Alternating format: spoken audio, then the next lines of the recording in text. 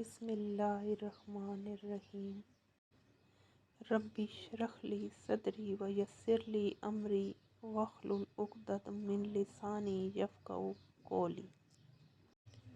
سالوں تک مایوسیوں اور دل شکستگی کی ایک ہی ترتیب کو بھگتنے کے بعد بالآخر مجھے ایک نہایت ہی گہری بات سمجھ آنے لگی۔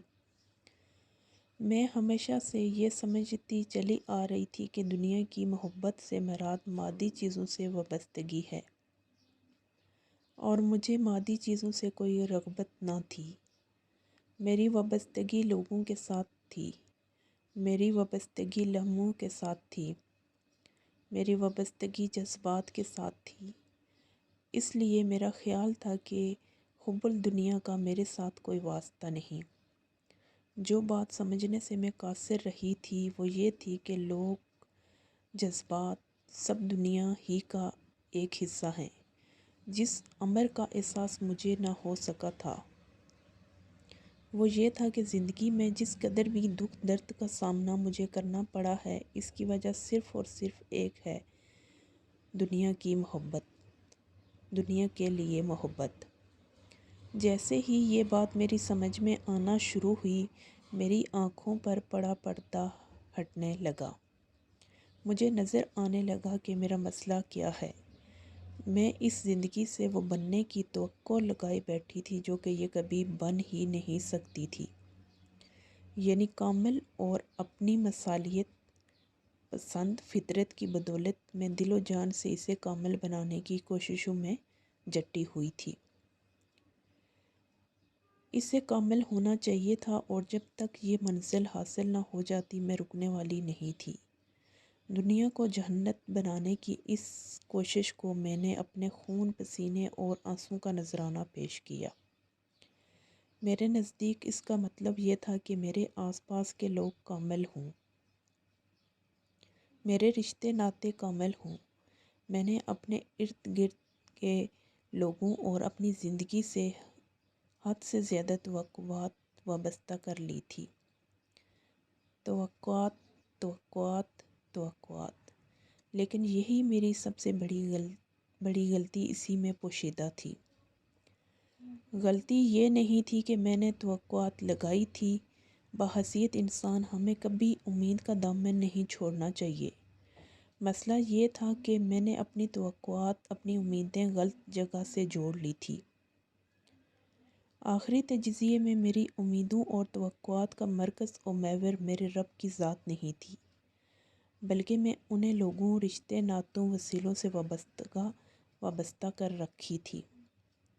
مختصر لفظوں میں میری امید میرے رب سے نہیں بلکہ اس دنیا سے وابستہ تھی، اور لہٰذا مجھے ایک نہایت گہری سچائی کا احساس ہوا۔ ایک آیت میرے ذہن میں ابھرنے لگی۔ میں نے یہ آیات پہلے بھی سن رکھی تھی، لیکن پہلی مرتبہ مجھے احساس ہوا کہ در حقیقت یہ میرا ہی حوالہ بیان کر رہی تھی۔ جن لوگوں کو ہمارے پاس آنے کا یقین نہیں ہے اور وہ دنیاوی زندگی پر راضی ہو گئے اور اس میں جی لگا بیٹھے ہیں، اور جو لوگ ہماری آیتوں سے غافل ہیں۔ ہر چیز اس دنیا میں پائی جا سکتی ہے، یہ سوچ پال لینے کی بدولت اپنے رب کے ساتھ ہونے والی ملاقات سے میری کوئی امید وابستہ نہ رہی تھی۔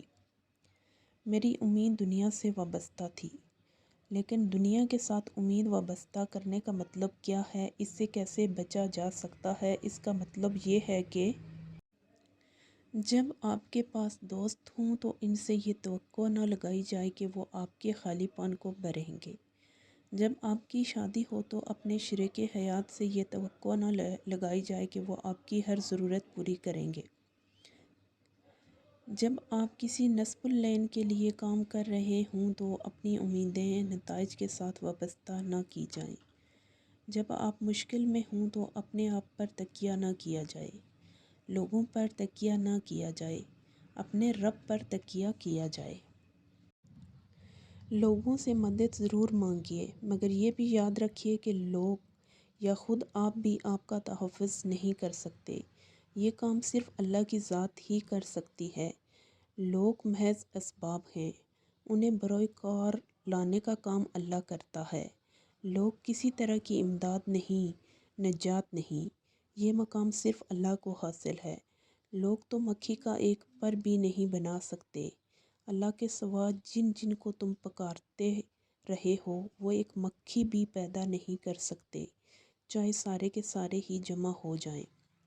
اور اس لیے خواہ ظاہری طور پر آپ کا میل ملاپ لوگوں سے رہے، لیکن باطنی طور پر اپنے دل کا رخ اللہ کی طرف موڑیے، صرف اسی سے لو لگائیے، جیسا کہ حضرت ابراہیم علیہ السلام نے نہایت خوبصورت الفاظ میں کہا تھا، میں یکسو ہو کر اپنا رخ اس کی طرف کرتا ہوں جس نے آسمانوں اور زمین کو پیدا کیا، اور میں شرک کرنے والوں میں سے نہیں ہوں۔